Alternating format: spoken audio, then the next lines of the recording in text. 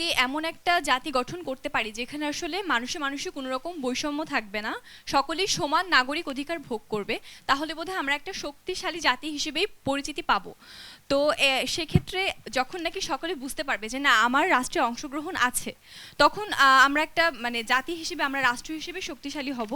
আর আরেকটা বিষয় একটু বলতে চাই যে আমাদের এই গণ অভ্যুত্থানে যে সকল ভাই বোনরা আসলে শহীদ হয়েছেন, একটু আমি দুঃখের সাথেই বলবো যে আমরা আসলে তাদের প্রতি কতটুকু দায়িত্ব পালন করতে পেরেছি।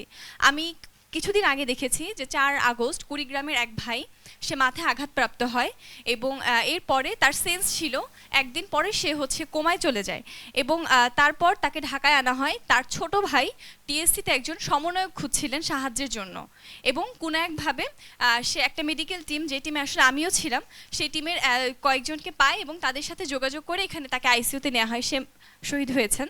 তো এটা কি আসলে মানে আমরা কতটুকু দায়িত্ব তাদের জন্য পালন করতে পেরেছি, এটা আসলে একটা প্রশ্ন রাখছে। আমি এই প্রশ্নের অধীন আমি নিজেও এবং আমরা সকলেই।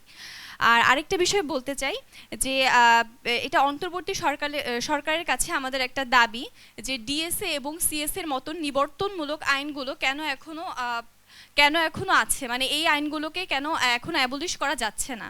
আমরা তো দেখেছি যে এই আইনগুলোর অধীনে যে আমরা আগে মত প্রকাশ করতে পারি না, এটা কি খুব কঠিন কিছু?